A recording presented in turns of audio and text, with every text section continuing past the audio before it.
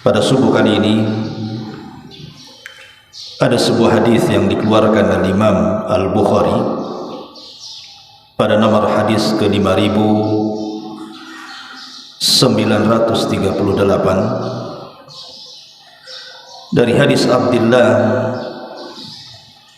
ibni Umar radhiyallahu anhu. Qala, dia mengatakan, khattan Nabi sallallahu alaihi wasallam khattan murabba'an wa khatta khattan fil wasati kharijan minhu wa hatta khututan sigharan ila hadha alladhi fil wasati min janibihi alladhi fil wasati wa qala hadha al-insan wa hadha ajaluhu muhitun bihi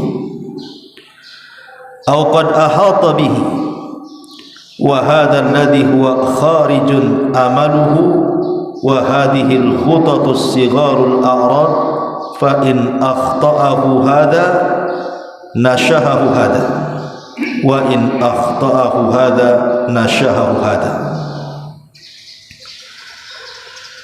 Dari Abdullah ibn Umar radhiyallahu anhu, dia berkata,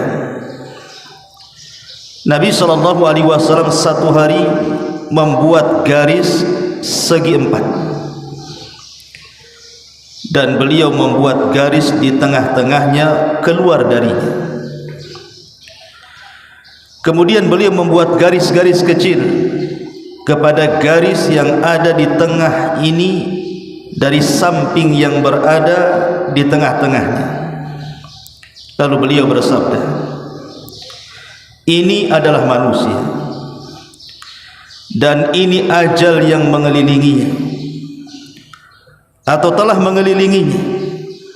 Yang keluar ini adalah angan-angannya, dan garis-garis kecil ini adalah musibah-musibahnya. Jika ia luput darinya, ia pasti mengenainya. Jika ia luput darinya, ia pasti mengenainya. Hadis ini dikeluarkan oleh Imam Al-Bukhari. Ma'asyiral muslimin yang dimuliakan Allah Subhanahu wa taala, hadis ini mengajarkan kepada kita sebuah perkara yang merupakan kepastian setiap manusia. Apa itu? Al-maut, kematian. Jadi kita ini dikelilingi dengan kematian dalam sebuah kotak. Begitu bahasa Nabi sallallahu alaihi wasallam. Tetapi yang di luar kotak itu adalah angan-angan. Itulah dunia. Di dunia ini setiap angan-angan manusia terkadang terjadi dan terkadang tidak terjadi. Ada orang yang ingin menjadi pedagang, bisa jadi pedagang, bisa juga gagal jadi pedagang.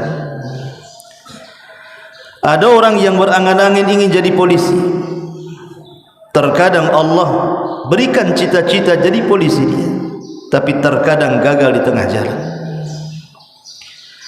Ada orang yang ingin jadi insinyur, dokter, ataupun pilot atau apalah namanya. Terkadang bisa terjadi, terkadang tidak terjadi. Begitulah angan-angan. Tapi kematian, kata Nabi sallallahu alaihi wasallam, sebuah kepastian. Mati itu sebuah kepastian, bukan angan-angan. Makanya Nabi sallallahu alaihi wasallam ketika membuat kotak itu, garis kotak, kemudian Rasul meletakkan tangan di tengah kotak itu dan mengatakan, inilah manusia, inilah ajalnya, dan dikelilingi. Dari sini kita tahu bahwa kematian sebuah kepastian, beda dengan cita-cita sebuah angan-angan. Karena kematian sebuah kepastian, tentu seorang muslim wajib mengimani adanya kematian. Tetapi pertanyaannya, apakah setiap kematian itu sebuah keburukan? Karena ingat bahwa manusia itu paling takut kalau ingat mati. paling takut. Apalagi usia-usia sudah kepala 5 biasanya. Kalau kepala 4 belum, apalagi kepala 2 masih jauh. Biasanya kalau sudah kepala 5, 50 tahun ke atas, itu akan terpikir soal kematian. Karena biasanya orang kalau semakin tua, itu tingkat emosionalnya semakin tinggi, sehingga kekhawatiran-kekhawatiran yang dulu tidak dikhawatirkan menjadi khawatir. Khawatir kalau dia sudah tua, sakit, anak-anaknya tidak merawat dia. Khawatir kalau dia begini dan begitu, macam-macam yang dikhawatirkan. Itu karena kurang iman. Tapi seorang yang beriman, kata para ulama, kematian itu bukan sebuah keburukan bagi dia. Boleh jadi kematian itu sesuatu yang dirindukan. Lalu kenapa manusia tidak suka kalau bicara soal kematian, bahkan menghindar kalau cerita soal kematian? Jawabannya cuma satu: karena manusia banyak yang belum persiapan. Itu yang menjadikan manusia tidak berfikir kematian. Di zaman Nabi SAW ada Arab Badui datang kepada Nabi SAW bertanya soal kapan kiamat. Rasul tidak mau jawab karena pertanyaan itu tidak penting. Kemudian Arab Badui ini terus bertanya, mata sa'ah ya Rasulullah, kapan si kiamat itu? Sampai 3 kali. Baru Nabi SAW menjawab, wa ma'a'dadta laha, dari tadi kau tanya kapan kiamat, kapan kiamat, apa yang kau siapkan? Jadi sebenarnya bukan berarti kita tidak boleh mengingat sebuah kematian. Yang terpenting bukan itu. Yang terpenting adalah sebuah persiapan. Itu yang paling penting. Kita pikirkan sebuah persiapan supaya kematian bukan momok dalam setiap pikiran manusia. Ma'asyiral muslimin yang dimuliakan Allah Subhanahu wa taala, orang yang paling mulia di permukaan bumi adalah para nabi. Tapi lihat bagaimana Allah Subhanahu wa taala ketika bicara soal para nabi, Allah Subhanahu wa taala mengatakan, innaka mayyitun wa innahum mayyitun. Engkau wahai Muhammad akan menemui ajal sebagaimana mereka juga akan menemui ajal. Artinya kalau orang paling mulia di permukaan bumi saja sudah lenyap, sudah tidak ada, maknanya apalagi kita yang bukan orang mulia. Kematian sebuah kepastian.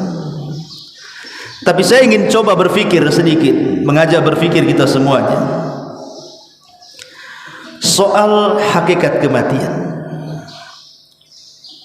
Bagaimana caranya kita menghadapi kematian itu tidak dipenuhi rasa ketakutan. Rubah cara berfikirnya ketika kita bicara soal kematian. Karena kematian ini, ikhwan, bukan menghentikan segala kenikmatan. Boleh jadi bagi orang-orang kafir, ya, sebagaimana Nabi SAW mengatakan, akthiru dzikra hadhimil ladzatil maut, perbanyak oleh kalian mengingatkan sesuatu yang menghancurkan kenikmatan kalian. Apa itu? Al maut, kematian. Ya, bagi seorang kafir boleh jadi, tapi bagi seorang mukmin tidak demikian. Kematian bagi seorang mukmin itu justru melepas segala kepenatan hidup dan akan menghadapi kesenangan yang jauh lebih senang dibandingkan dia hidup di dunia. Perhatikan sebuah riwayat. Di zaman Nabi SAW lewat seorang jenazah. Bahkan Nabi SAW mengatakan, mustarih wa mustarahu minhu. Mustari wa mustarahu minhu. Faqala wa mal mustari wa mal mustarahu minhu ya Rasulullah. Qala an-nabiy sallallahu alaihi wasallam, al abdul mu'min yastarihu min nasabid dunya wa adhaha, wal abdul fajir yastarihu minhul ibad wal bilad wasyajar wad dawab. Kata Nabi SAW ketika ada jenazah yang lewat, kata Rasul, boleh jadi jenazah itu mustarih, dia akan istirahat, atau mustarahu minhu, atau orang lain beristirahat dari dia. Jadi orang mati itu ada dua kemungkinan, boleh jadi dia yang beristirahat, yang meninggal itu, atau orang lain merasa beristirahat dari kematiannya. Kemudian kata Nabi SAW ketika ditanya apa makna mustarih dan mustarah itu, kata Nabi SAW, adapun hamba yang beriman, maka dia akan istirahat dari segala kepenatan dunia dan sesuatu yang mengganggu dia selama hidup di dunia. Dia akan istirahat. Tidak lagi ada orang yang hasad kepadanya, tidak ada orang yang menggibah dirinya, tidak ada orang yang mengadu domba dia lagi. Pokoknya istirahat total. Betul-betul kepenatan dunia bagi dia istirahat total. Tetapi kata Nabi SAW, hamba yang fajir, dia tidak beristirahat. Yang istirahat adalah al-ibad, hamba-hamba yang lainnya, wal bilad, negeri-negeri, wasyajar, dan pepohonan, bahkan wadawab, binatang-binatang merasa senang karena kematiannya. Karena sesama ketika dia hidup boleh jadi dia suka ganggu orang, ketika dia mati yang lain istirahat senang. Artinya siapa di antara kita ini yang mati, apakah kita masuk mustarih atau mustarah min? Tapi seorang mukmin, kata Rasulullah, ketika dia meninggal dia betul-betul beristirahat.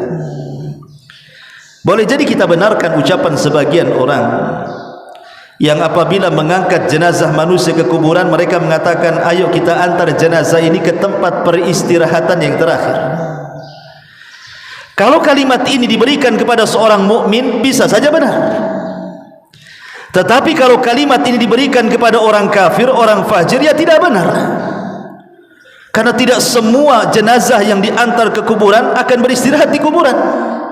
Karena dia harus mempertanggungjawabkan semua perbuatan dia di dunia, apakah baik ataukah buruk. Dari sini ma'asyiral muslimin yang dimuliakan Allah Subhanahu wa taala, sebenarnya kematian itu hanya berpindah alam. Kematian itu hanya berpindah alam saja. Yang mati itu hanya jasad saja. Jasad kita yang mati, tapi ruh kita tidak akan pernah mati. Sejak Allah Subhanahu wa taala letakkan ruh itu dalam kandungan ibu kita, dalam janin kita itu, sampai kemudian Allah takdirkan masuk surga, ruh tidak akan mati. Yang mati itu jasad, yang habis dimakan cacing tanah sampai jadi tanah, betul-betul jadi tanah, kecuali tulang ekor manusia yang kecil kadang tidak bisa terlihat, itulah yang dikekalkan Allah, karena dari situ manusia dibangkitkan. Tapi selain tulang ekor, jasad manusia akan hancur, kecuali ruh. Ruh tidak akan hancur. Ruh salah satu makhluk Allah yang tidak akan hancur walaupun kiamat, dibangkitkan sebangkit-bangkitnya.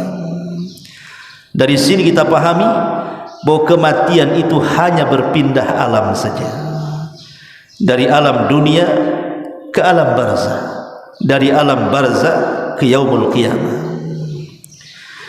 Ma'asyiral muslimin yang dimuliakan Allah Subhanahu wa taala. Tapi kalau bagi seorang mukmin, kematian bukan hal yang menakutkan bagi dia. Perhatikan hadis Nabi. Nabi SAW mengatakan dalam hadis Aisyah radhiyallahu anha, man ahabba liqa Allah ahabba Allahu liqa'ah, wa man kariha liqa Allah kariha Allahu liqa'ah. Siapa yang cinta berjumpa dengan Allah, maka Allah akan cinta berjumpa dengan dia. Tapi siapapun yang benci berjumpa dengan Allah, maka Allah akan benci berjumpa dengan dia. Apa maknanya hadis ini?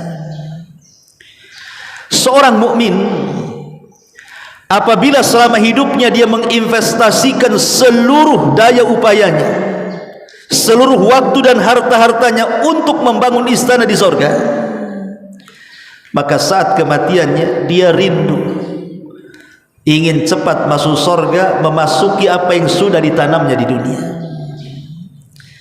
Tapi orang kafir, orang fajir yang menginvestasikan seluruh daya dan upayanya, harta dan waktunya hanya untuk membangun istana di sorga, maka dia akan benci dengan kematiannya. Kenapa? Karena dia akan tinggalkan rumahnya, dia tinggalkan kebunnya, dia akan tinggalkan rekeningnya, dia akan tinggalkan kendaraannya, benci untuk meninggalkan itu. Makanya siapa yang berjumpa dengan Allah, Allah benci berjumpa dengan dia. Dari sini kita tahu bahwa bagi seorang mukmin kematian bukan sebuah keburukan, boleh jadi itu yang dinantikan. Karena banyak bisyarah, kabar gembira yang Allah Subhanahu wa taala berikan kepada seorang mukmin. Makanya saat jenazah seorang mukmin saja berada di atas keranda menuju kuburan, maka ruhnya itu akan memanggil-manggil dan mengatakan qaddimuni qaddimuni, segerakan aku, segerakan aku. Tetapi kalau ruhnya orang fajir, sebaliknya dia mengatakan apa? Ila aina tadhhabun, hendak pergi ke mana engkau? Mau dibawa ke mana jasadku itu? Makanya kenapa Nabi SAW sampai mengatakan asri'u bil janazati fa in taku khairan fa khairun tuqaddimuna wa in taku syarran fa syarrun tadhauna fi riqabikum. Segerakan dalam fardu kifayah itu, cepat mandikan, cepat solatkan, cepat kuburkan. Karena kalau dia seorang mukmin, maka itu kebaikan bagi dia. Tapi kalau dia orang jahat, maka itu sama dengan meletakkan kejahatan di rumah kalian. Maka kata Rasul, asri'u bil janazah, segerakan. Karena seorang mukmin itu ketika masuk dalam kuburan, yang terbayang bagi dia apa? Yang terbayang bagi dia saat kematiannya Allah mudahkan. Makanya dalam hadis yang panjang sekali, hadis Bara bin Azib radhiyallahu anhu, ketika Nabi SAW menguburkan jenazah, itu liang lahat belum selesai, maka Rasul mengumpulkan para sahabatnya menceritakan tentang ruhnya seorang mukmin dicabut dan ruhnya orang kafir dicabut. Kemudian Rasul mengatakan, adapun seorang mukmin saat ruhnya dicabut sangat halus, pelan dan lembut. Kemudian Rasul mengistilahkan seperti tetesan air yang terakhir yang keluar dari mulut teko. Apa maknanya? Sering saya istilahkan, kalau ini teko penuh dengan air, kemudian kita tuangkan, pasti akan deras tuh, karena masih penuh dengan air. Tapi kalau seandainya teko ini tinggal satu tetes airnya, kemudian kita tuangkan, otomatis satu tetes itu akan mengalir dengan pelan tapi pasti. Kemudian sampai di mulut teko baru netes. Kata Rasul, begitulah kematian seorang mukmin, seperti tetesan terakhir yang keluar dari mulut teko, pelan keluar. Menunjukkan apa? Halusnya malakul maut ketika mencabut ruhnya seorang mukmin, tidak dipaksa. Belum lagi kemudian malaikat menghabar gembirakan di telinga orang yang meninggal seorang mukmin itu dan mengatakan la takhafu wa la tahzanu wa abshiru bil jannati allati kuntum tu'adun. Jangan takut, jangan sedih, janji Allah surga sudah ditempatkan untuk. Makanya sering saya analogikan, ikhwan, kalau antum di dalam rumah, kemudian dari luar sana ada yang berteriak, keluar, mau uang 1 miliar enggak? Keluar enggak antum? Keluar, tidak mungkin tak keluar. Tapi kalau berteriak, keluar saya bunuh kamu, pasti antum lari dari pintu belakang, enggak mungkin ketemu. Itulah analogi kematian seorang mukmin dan kafir. Kalau kematian orang kafir, malaikat yang menyuruh di telinganya apa? Ya ayyatuhar ruh al-khabithah, ukhruji ila ghadabin minallahi wa sakhati. Hei ruh yang buruk, yang jelek, keluar kamu kepada kemurkaan dan kemarahan Allah subhanahu wa ta'ala. Sehingga ruh tidak mau keluar. Karena tidak mau keluar itulah maka dicabut dengan paksa, sampai kata Rasul dalam hadis yang sama, dicabut ubahnya seperti safun. Safun itu pisau yang berbentuk celurit. Kemudian dimasukkan ke dalam bulu kambing wol yang belum dicukur itu. Kemudian setelah masuk di dalam bulu kambing wol, disiram lagi bulunya sehingga lengket di pisaunya. Kemudian kata Rasul, safun itu dipaksa keluar dari bulu itu. Apa yang terjadi? Rontok semua bulunya. Begitulah kematian orang kafir, orang fajir, orang munafik. Merontokkan seluruh persendian sehingga dia akan kesakitan yang tidak ada tahu rasa sakitnya kecuali Allah. Tapi seorang mukmin pelan dia keluar. Karena panggilan ruh saat keluar itu, ya ayyatuhan nafsul mutmainnah irji'i ila rabbiki radiyatan mardiyah fadkhuli fi ibadi wadkhuli jannati. Gimana ruh itu tidak akan keluar sementara panggilannya adalah panggilan yang sangat halus sekali. Wahai ruh yang baik, keluar kepada keridhaan Allah. Maka ruh itu akan keluar dengan pelan. Begitulah seorang mukmin, belum lagi ketika masuk ke dalam kuburan, Allah sanggupkan menjauh fitnah kubur. Setelah dia mampu menjauh fitnah kubur, apa yang terjadi? Allah langsung memberikan tazkiyah, rekomendasi dari langit dan mengatakan, an sadaqa abdi, hambaku telah benar. Kalau Allah yang mengatakan hambaku telah benar, satu dunia mendustakan, dia enggak pengaruh. Allah yang merekomendasi masalahnya. Kemudian Allah katakan, bentangkanlah kuburannya sejauh mata memandang, buka pintu dari sorga, hantarkan wewangian dari sorga, pakaian, minuman, semua dihantarkan ke dalam kuburannya. Itulah yang disebut dengan nikmat kubur. Ketika dia sedang bersendiri menikmati hantaran-hantaran dari sorga, tiba-tiba muncullah orang yang ganteng, yang wangi, yang supel, yang enak ngomongnya, ngobrol pula dengan dia. Saking enaknya ngobrol, dia pun lupa kalau dia sedang berada di kuburan. Entah berapa tahun dia tinggal di kuburan, tidak terasa. Tiba-tiba orang ini mengatakan, Allah sudah memerintahkan Israfil untuk meniup sangkakalanya. Maka kemudian dia mengatakan, betul, iya betul. Maka dia mengatakan, ya Rab, aqimis sa'ah, ya Rab, segerakan kiamat katanya, supaya aku bisa kembali ke rumahku dan keluargaku. Kemudian orang ini mengatakan, siapa kamu? Baik sekali kau menemani aku dalam kuburan ini. Maka dia mengatakan, ana amaluka salih, sayalah amal soleh, sayalah solatmu, sayalah zakatmu, sayalah hajimu, sayalah silaturahimmu, sayalah zikirmu, sayalah sedekahmu, dan begitu seterusnya. Bagaimana tidak rindu seorang mukmin dengan kematian seperti ini? Belum lagi ketika dia dibangkitkan, dia tidak dibangkitkan sendirian. Allah mengatakan, yauma nahsyurul muttaqina ila rahmani wafda. Ingat pada hari ketika kami mengumpulkan orang-orang yang bertakwa kepada Tuhan yang Maha Pemurah sebagai pemutusan yang terhormat. Artinya seorang mukmin ketika dibangkitkan, di sampingnya ada mukmin yang lainnya. Yang satu sedang solat, yang satu sedang tasbih, yang satu sedang takbir, dan begitu seterusnya. Dan itu minimalnya mengurangi rasa takut. Karena Allah tidak mungkin mengumpulkan dua takut dalam dua kondisi. Siapa yang takut di dunia, maka dia akan aman di akhirat. Siapa yang merasa aman di dunia, dia akan merasa ketakutan di akhirat. Tidak mungkin Allah mengumpulkan dua takut di dua kondisi. Kalau dia merasa takut kepada Allah di dunia, dia merasa aman di akhirat. Tapi kalau dia merasa aman dari azab Allah di dunia, dialah orang yang paling takut di akhirat.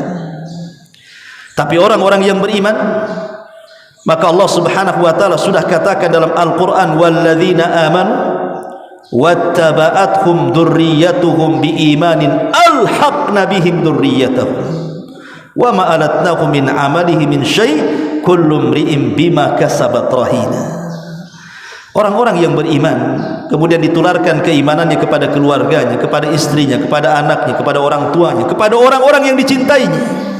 Saat dibangkitkan, maka di sampingnya ada istrinya, di sampingnya ada anaknya, di sampingnya ada orang tuanya, karena sama-sama beriman.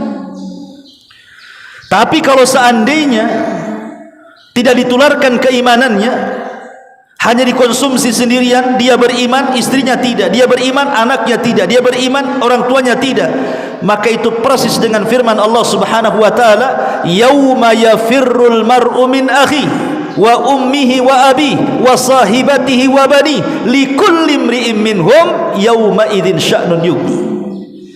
Di mana ketika hari manusia lari dari saudaranya, lari dari orang tuanya, lari dari anak dan istrinya, semua sibuk mengurus sendiri-sendiri. Ma'asyiral muslimin yang dimuliakan Allah Azza wa Jalla, dan ini keamanan bagi seorang mukmin. Belum lagi ketika kemudian betul-betul dikumpulkan di padang mahsyar, ketika manusia sedang kepanasan dengan matahari 1 mil dari atas kepala, kemudian keringat bercucuran, sampai disebutkan dalam hadis yang tercantumkan dalam Musnad Imam Ahmad tuh, keringat ini saking banyaknya karena matahari dekatkan itu banjir keringat itu sampai 70 hasta dari badan kita ini. 70 hasta berarti 35 meter. 1 hasta itu setengah meter. Kalau 70 hasta bagi 2, 35 meter. Itu mengalirnya keringat kita dari badan itu sampai sana. Itu satu orang. Sehingga keringatnya ada yang menenggelamkan lututnya, ada yang menenggelamkan pusarnya, ada yang sampai sedadanya, ada yang tenggelam dengan keringatnya. Tapi orang-orang yang beriman tidak. Orang-orang yang beriman itu sab'atun yudhilluhumullahu fi dhillihi yawma la dhilla illa dhilluh. Ada naungan yang akan menaungi kepala kita dari teriknya matahari sehingga tidak akan berkeringat. Dan ini bagi seorang mukmin. Belum lagi ketika manusia sedang kehausan karena matahari didekatkan, manusia ingin minum, maka Allah Subhanahu wa taala bentangkan setiap para nabi satu telaga. Dan telaga yang paling besarlah telaga yang diberikan kepada Nabi sallallahu alaihi wasallam, yang warnanya lebih putih dibandingkan susu, lebih manis dibandingkan madu, jumlah gelasnya sebanyak bintang yang ada di langit. Man syariba minhu, kata Rasul, lam yadma abada. Siapa yang minum satu teguk saja di telaga itu, maka dia tidak akan pernah haus selamanya. Itu seorang mukmin. Belum lagi ketika dihadapkan dengan hisab, kita akan dihisab. Karena Rasul yang mengatakan, la tazulu qadama 'abdin hatta yus'al an arba, an umrihi fi ma afna, wa an shababihi fi ma ablah, wa an ilmihi fi ma amila fi, wa an malihi min aina iktasabahu wa fi ma anfaqahu. Tidak mungkin bergeser kaki anak Adam meningkat ketitian sampai ditanya 4 perkara. Dan ini hisab. Kita akan dihisab. Usia kemana kau habiskan, masa muda kemana kau lampiaskan, ilmu sudahkah kau amalkan, harta dari mana kau dapat, kemana kau belanjakan. Semua akan dihisab dan ditanya. Tapi seorang mukmin tentu Allah berikan hisaban yasira. Tapi orang-orang selain mukmin, orang kafir, orang fajir, munafik, hisaban asira. Apa bedanya hisab mudah dengan hisab sulit? Kalau hisab mudah itu hanya hisab formalitas. Allah hanya bertanya, betul kau melakukan maksiat ini? Iya. Betul kau melakukan maksiat itu? Iya. Betul kau melakukan maksiat ini? Iya, iya, iya, iya. Dia akui semuanya. Tidak ada perdebatan sedikit pun. Dan ia pun ditanya tentang dosa-dosa kecil saja. Kemudian Allah mengatakan, karena engkau sudah mengakui dosa-dosa kecil ini, ku hapuskan dosa besar. Itu namanya hisaban yasir. Tapi kalau hisaban asira, hisab yang sulit, itulah terjadi perdebatan. Betul kalau melakukan maksiat ini? Oh enggak, aku tidak melakukannya ya Allah. Kamu melakukan maksiat ini? Tidak, aku tidak melakukannya. Terjadi perdebatan karena dia mengingkari. Disinilah Allah datangkan saksi-saksi pada hari kiamat. Karena engkau sudah mengingkari, saya akan datangkan saksi-saksi untuk apa itu? Macam-macam saksi. Mulai daripada mulut terkunci, lisan pula dikunci, tangan pula bicara. Yauma nakhtimu ala afwahihim wa tukallimuna aydihim wa tashhadu arjuluhum. Gimana lagi coba? Bahkan bukan hanya tangan bicara, kulit pula ikut bicara. Sehingga kulit bicara ini, badan pula protes dan mengatakan kepada kulit, lima syahidtum alaina. Hei kulit, kenapa engkau bersaksi untuk badanmu sendiri? Apa kata kulit? Antaqanallah, Allah yang buat aku bicara. Bukan hanya badan kita yang jadi saksi, bumi jadi saksi. Idza zulzilatil ardu zilzalaha wa akhrajatil ardu athqalaha wa qala al insanu malaha yauma idzin tuhadditsu akhbaraha. Pada hari kiamat bumi akan menghabarkan habarnya. Si fulan bermaksiat tanggal ini, tahun ini, nih daerah sini. Siapa yang bisa mengelak dari saksi-saksi ini? Nah, inilah hisab yang sulit. Tapi orang yang beriman, Allah mudahkan hisabnya. Bahkan saat kemudian tatayyurus suhuf diterbang-terbangkan. Ada yang mengambil dengan tangan kirinya, ada yang mengambil dengan tangan kiri di balik punggungnya, ada yang mengambil dengan tangan kanannya. Ya, karena manusia terbagi 3 kelompok, mukmin, kafir dan munafik. Adapun mukmin tangan kanan, adapun kafir tangan kiri, munafik pula kiri sambil kebalik punggungnya. Tetapi orang yang beriman dengan bangganya ketika mengambil catatan dengan tangan kanan, apa katanya? Ha umqra'u kitabiyah, baca kitabku katanya. Bukan dia yang baca, orang suruh baca. Ha umqra'u kitabiyah, ha baca kitabku katanya. Karena dia tahu isinya semua kebaikan. Tapi kalau yang mengambil dengan tangan kiri, maunya dicampakkan saja itu, karena dia tahu isinya. Kemudian dibentangkan titian siratal mustaqim. Kalau dia seorang mukmin seperti kilat, tahu-tahu sudah sampai di sana. Ada yang seperti kuda balap, ada yang seperti orang yang lari kencang dan begitu seterusnya. Kemudian mereka pun dihadapkan dengan pintu-pintu surga. Dari sini kita tahu ikhwatu fiddin, bagi seorang mukmin kematian itu bukan momok bagi mereka. Karena tahu bahwa kehidupan akhirat jauh lebih indah, lebih baik dibandingkan kehidupan dunia. Tapi kalau bukan seorang mukmin, kematian itu menjadi sebuah ketakutan bagi dia. Makanya berubahlah mindset soal kematian, jangan pernah takut. Intinya perbaiki hubungan kita dengan Allah Subhanahu wa ta'ala. Subhanallah bihamdika asyhadu an la ilaha illa anta astaghfiruka wa atubu ilaik. Allahu ta'ala alam. Assalamualaikum warahmatullahi wabarakatuh.